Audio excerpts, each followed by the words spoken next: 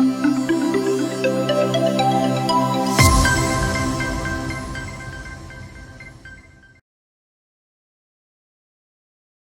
and welcome to Daily News Simplified, an analysis of the Hindu newspaper from UPSC perspective. Today we will take up the discussion for Delhi edition of the Hindu newspaper dated 31st December 2019. And the articles that we will discuss today are displayed on your screen. So let us start our discussion. Now this article on page number 1 is related to the report of Niti Aayog, which is related to the Sustainable Development Index which it has developed. So this becomes important for us from General Studies paper 2 under the topic development. Also, it can be important for General Studies paper 2 under the topic social issues. So in this article, we'll try and understand what are the key highlights of this report, how is this index calculated, and what is the importance of calculating such an index by the Niti Aayog. So in this context, you need to understand that the world is now in the 5th year of the Sustainable Development Goal era. And these SDGs were started after the end of the Millennium Development Goal period. And here it is important to note that India's progress in these sustainable development goals is crucial for the world because India is home to about 1/6 of the world's population. So regarding this index, you should note that it is released and compiled by the Niti Aayog.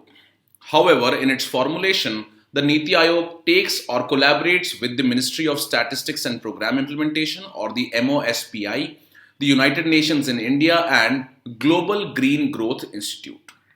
Secondly, you should note that cumulatively, India's composite score on this index has improved from 57 in 2018 to 60 in 2019. So this reflects a kind of progress in India's achievement or trajectory towards the achievement of sustainable development goals. Further, you should note that this index is more robust as compared to the first edition of this index, which was released in the year 2018.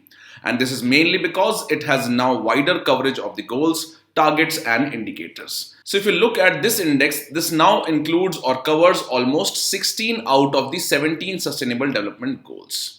And we already know that in the Rio Plus 20 summit, the 17 sustainable development goals had been finalized.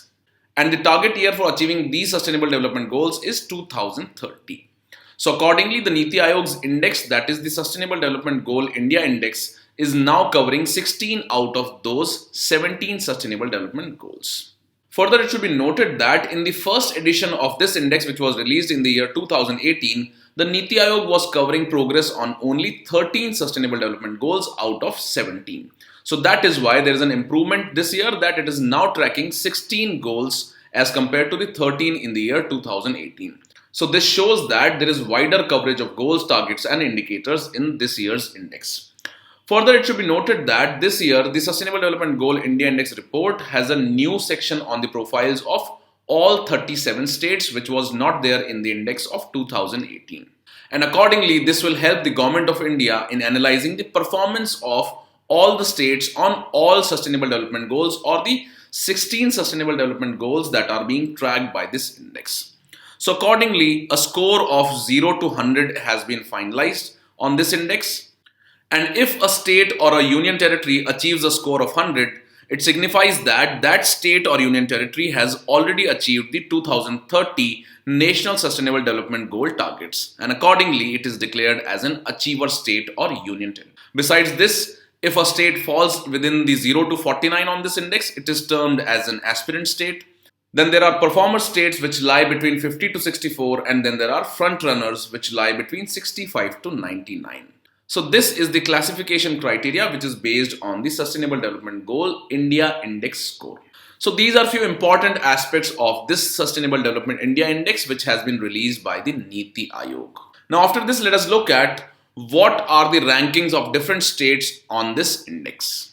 Now if you look at these infographics, you will find that different states are ranked on the achievement or their progress on achievement of different sustainable goals. For example, on the Sustainable Development Goal number 1, which is related to poverty, Tamil Nadu is the top scorer.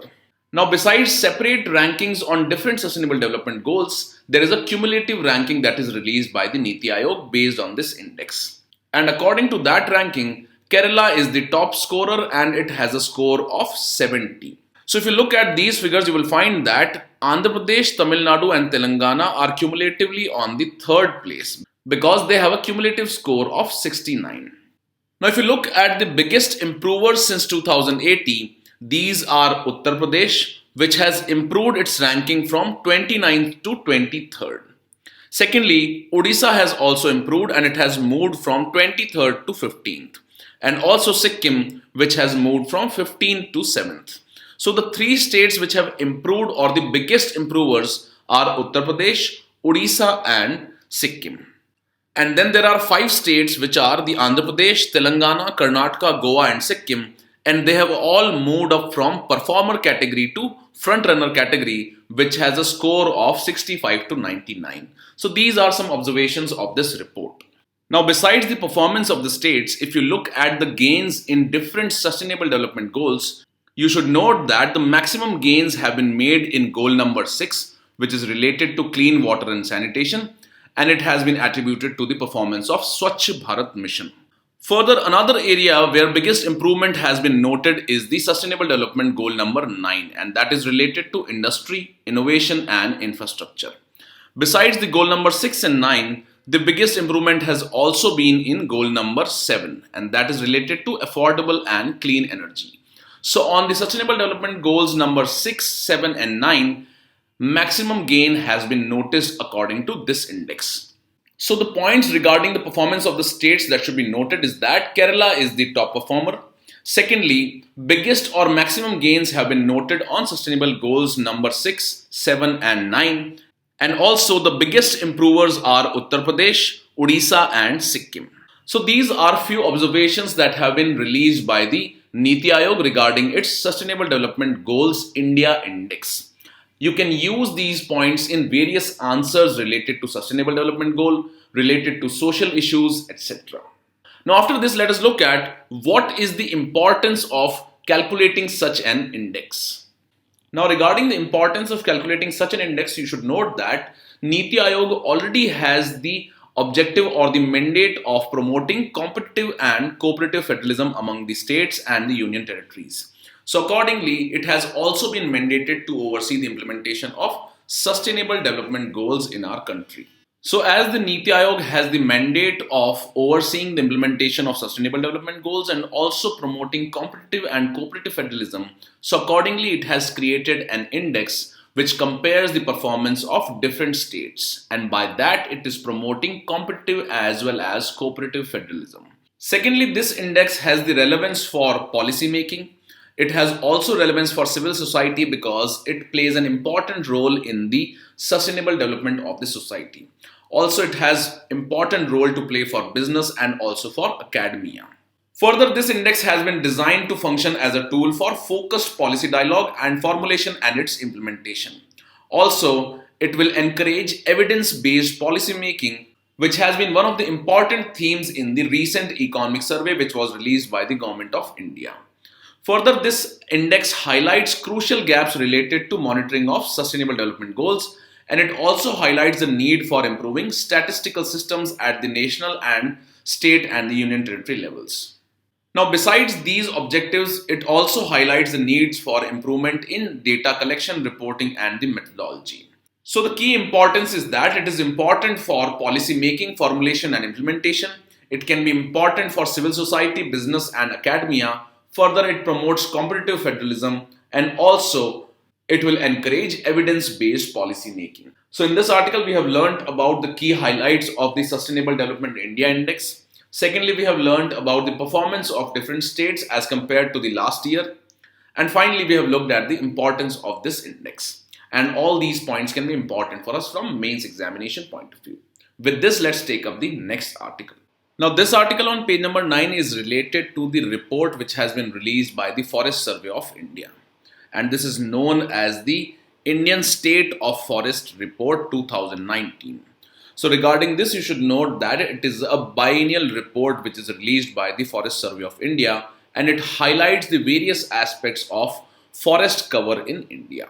So this becomes important for us from General Studies paper 3 under the topic environment, and also it becomes extremely important for us from the preliminary examination point of view under the topic general issues on environment and ecology. So in this regard, we will look at what is this India State of Forest report, further what is the methodology and what is its importance, and also we'll look at what are the important observations of this report. So regarding this report, you should note that it is released by the Forest Survey of India and it is released biennially, which means that it is not released every year. However, it is released every alternative year. So the last India State of Forest report was released in the year 2017 and that was the 15th report. And this year's report that is released in 2019 is the 16th such report. And for the first time it was released in the year 1987. Now regarding the highlights of this report, you should note that this report provides information on forest cover, tree cover, mangrove cover, growing stock inside and outside the forest areas, that is the trees that grow inside and outside the forest areas, what is the carbon stock in India's forests, forest types and biodiversity, and the most important thing that should be noted is that it also provides highlights related to the forest fires.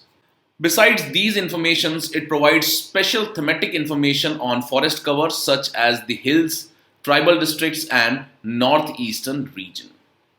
So the important informations that are provided by this report include, besides the forest cover, tree cover, etc., it has a key importance for monitoring the forest fires, etc. So this is an important aspect as to what is the information that is released by the India State of Forest Report 2019, which is published by the Forest Survey of India. Further, you should note that it is extremely important because it meets the vital information needs of the forest sector. And that is because it is widely used for policy formulation, planning and management of forests at the national level as well as at the states and the union territories level.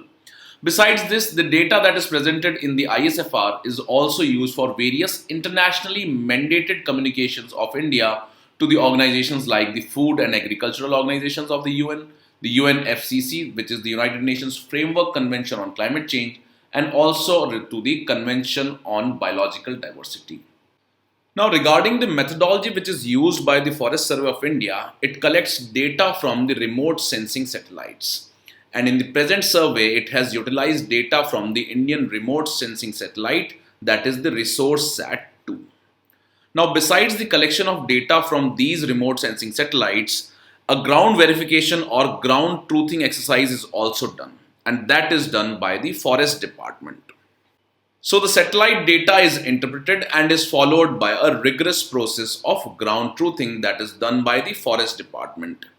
Now one important observation which can be important for mains examination for the geography optional students is that the Forest Survey of India in its first ever attempt has carried out a rapid assessment of biodiversity. And this assessment of biodiversity for all the 16 forest types has been done on the basis of Champion and Sate classification of 1968. So accordingly, the students who have geography optional should try and learn about this Champion and Sate classification of 1968. Further, this report utilizes the Shannon-Wiener index, which gives species richness along with the relative abundance. So it has also been calculated in the present report. Now these two aspects are not important for us from general studies point of view. However, the Champion and Sate classification and the Shannon-Wiener index can be important for students of geography optional. So they should try and learn about these indices and classifications. Now after understanding the methodology which is utilized by the Forest Survey of India, let us look at two important definitions, that is what is the difference between the forest cover and the recorded forest area. Now you might have heard that in the State of Forest report, which is published by the Forest Survey of India, it generally talks about the increase in the forest cover in India. However, this definition or the term forest cover is different from the term forest area. And according to the Forest Survey of India, this term forest cover refers to all the lands which are more than 1 hectare in area and which have a tree canopy of more than 10%.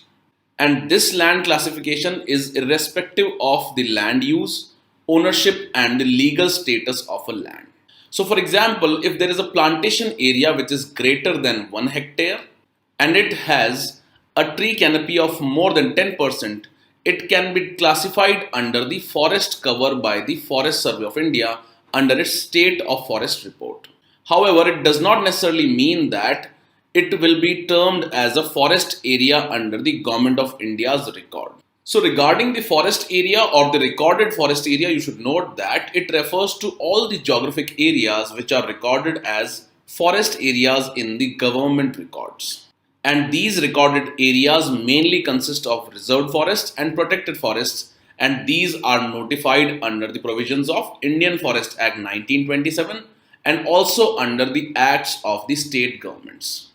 Now here you should note that the forest as a matter of legislation fell under the state list before 1972. However, from state list it was moved to concurrent list after the 42nd Constitutional Amendment Act. And as such, the central government also had the powers for defining what constitutes forests and the management of forests and wildlife. So that is why the forest can be declared under the Indian Forest Act by the central government and also by the various acts which have been passed by the state governments.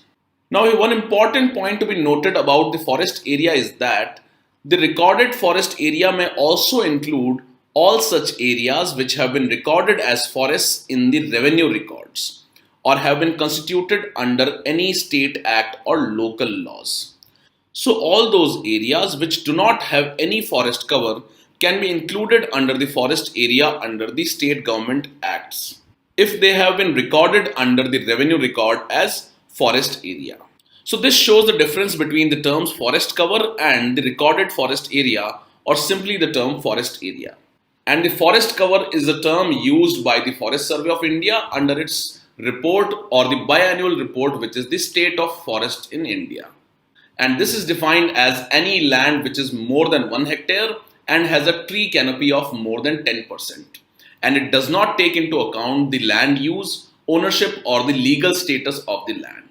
However, forest area is different from this term forest cover, and it includes all those areas which have been defined as forest under the Indian Forest Act 1927 or according to any state government act.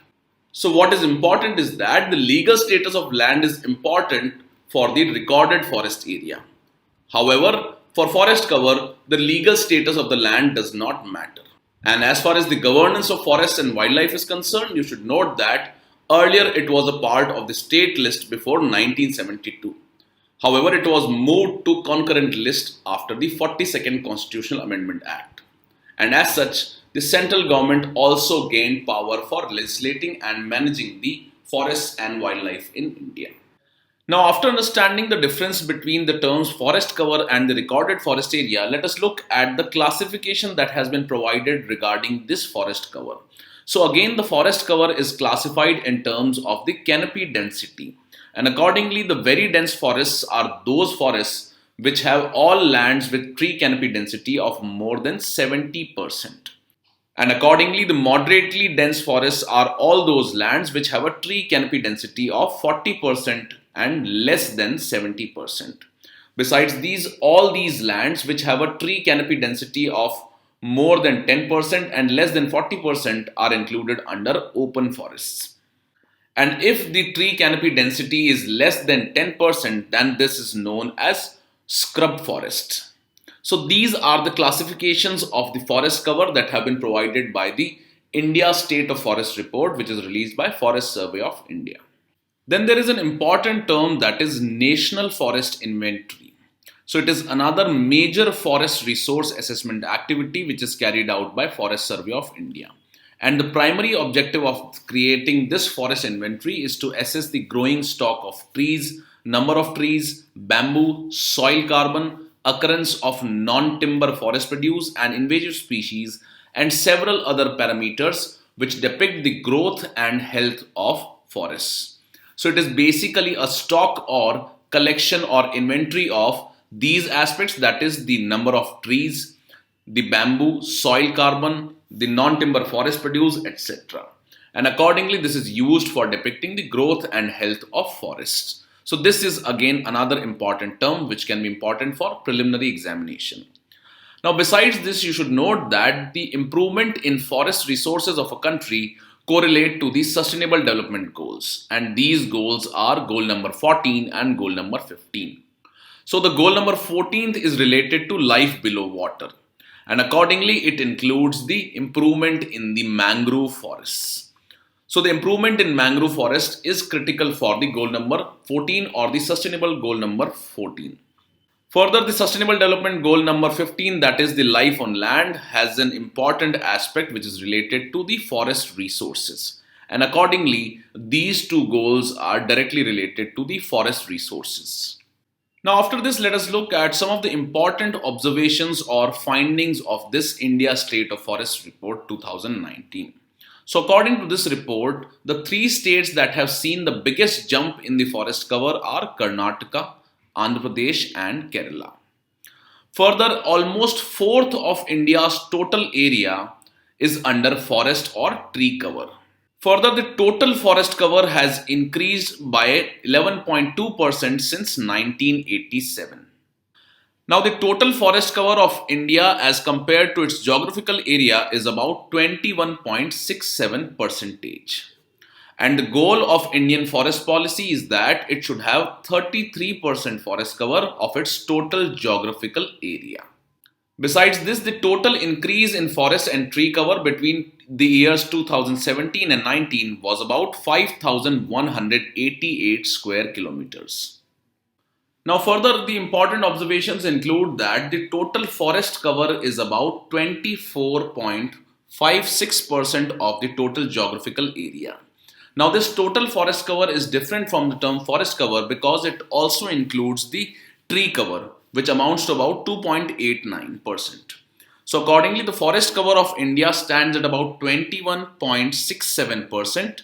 However, the total forest cover that includes the tree cover also stands at 24.56% of the total geographical area of India. Now, the three top performing states or those states which have seen the highest jump or increase in the forest area or the forest cover are the Karnataka, Andhra Pradesh and Kerala. And besides this, area-wise, the largest forest cover is in Madhya Pradesh, followed by Arunachal Pradesh, Chhattisgarh, Odisha and Maharashtra. Now, these aspects can be extremely important for us from the preliminary examination point of view. Now, besides this, as you can see in this infographic, it highlights the forest cover as a percentage of the total area of the state. And this is the highest in Mizoram, followed by Arunachal Pradesh, Meghalaya, Manipur, Nagaland, etc. Now, regarding the present observations, you should also note that the total forest cover in the northeastern region is 1.7 lakh square kilometers, which is about 65% of the total geographical area of the northeastern states. However, a cause of concern is that increase in forest cover has only been observed in two northeastern states, that is Assam and Tripura. So besides Assam and Tripura, all other states in the northeastern India have witnessed a decrease in the forest cover. So this is one important cause of concern which has been highlighted by this report. Now, besides these observations regarding the mangrove forests, it has been covered separately or reported separately in this report of India State of Forest 2019. And regarding the mangrove forest, there has been an increase of about 54 square kilometer in the mangrove cover as compared to the 2017 report. And the top three states which have witnessed an increase in the mangrove forest cover are Gujarat, followed by Maharashtra and then Odisha. Further, regarding bamboo, there has been an increase of 0.32 million hectare as compared to the 2017 report. Now, regarding the total carbon stock, it is estimated at about 7,124 million tons, and there has been an increase of about 42.6 million tons in the carbon stock of country as compared to the assessment of 2017. Further, this report also highlights the importance of wetlands which lie within the forest area. And due to the importance of wetlands, the Forest Survey of India has carried out an exercise at the national level to identify the wetlands of more than 1 hectare within the recorded forest area. So these are a few important observations which can be important for us from the preliminary examination point of view regarding the India State of Forest Report 2019. And with this, let's take up the next article. Now, this article on page number 15 is related to the operation twist that is being carried out by Reserve Bank of India. And it is carrying this operation to influence the interest rates in the Indian markets. So accordingly, the government securities are being bought by the RBI and at the same time they are being sold through the open market operations. Now, what is important for us in this article is that what is the main objective of Operation Twist? What is actually happening under this Operation Twist of RBI? And also what is meant by open market operations. And all these aspects can be important for us from the preliminary examination point of view.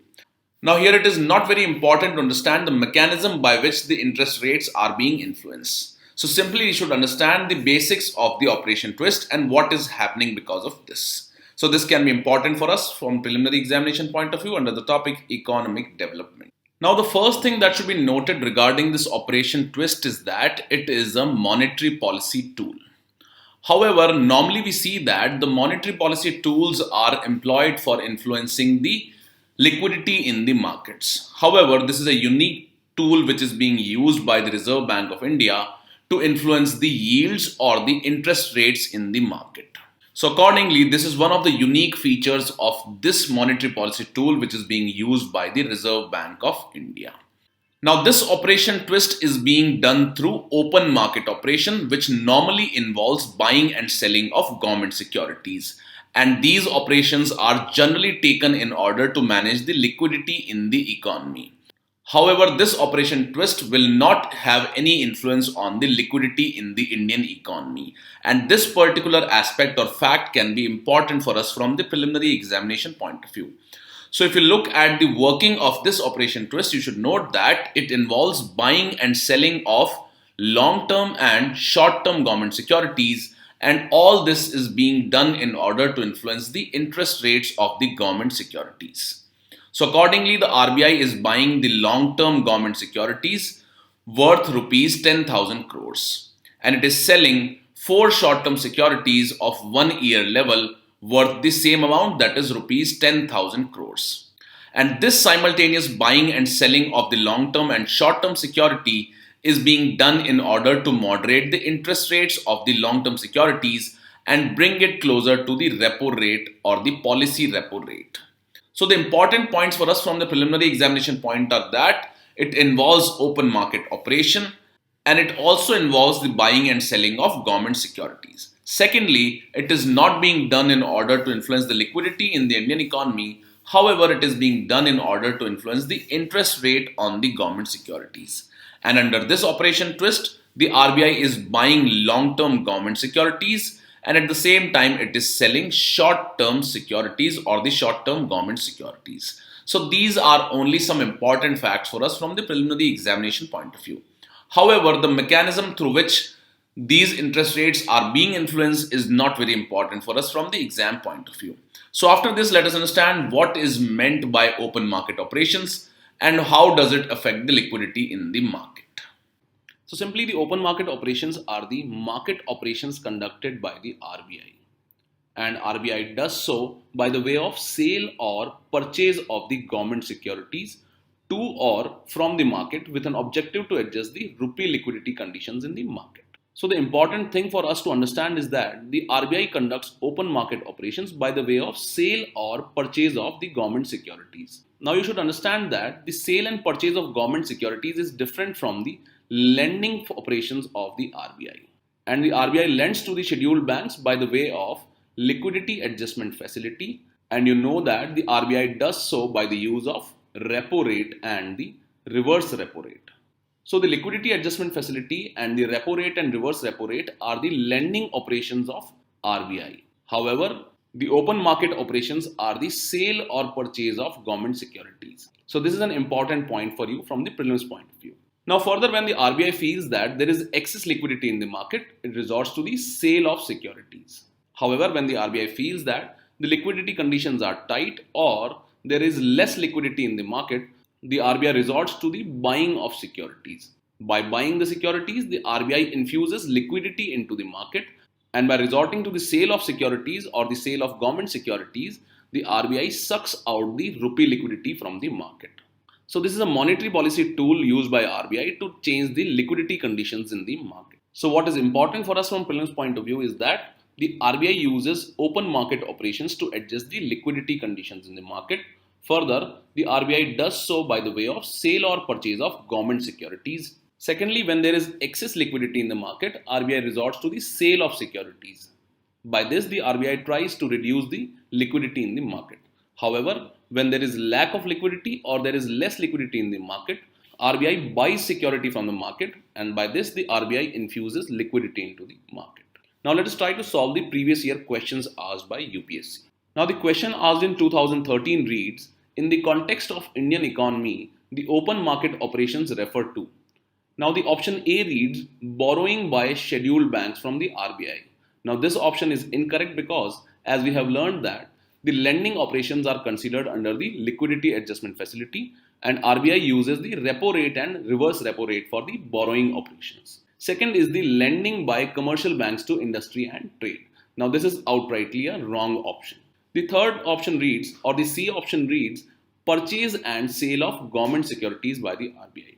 Now this option is correct because under the open market operations, RBI conducts the purchase and sale of government security.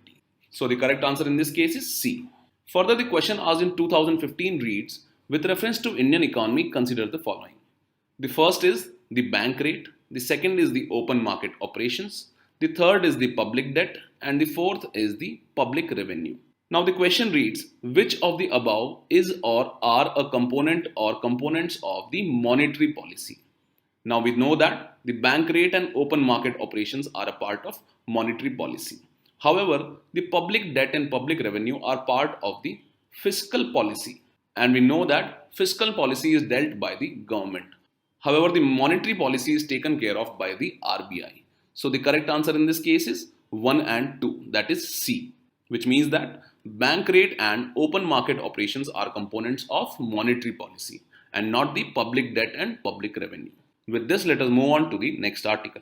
Now, this article on page number 15 is related to a proposal to waive off the carbon tax that was earlier imposed on the production and import of coal in India. And this was a green tax that was imposed by the government of India. So presently, the rate at which this carbon tax is imposed on the production and import of coal is about rupees 400 per ton. However, the coal industry in India had lobbied for its removal.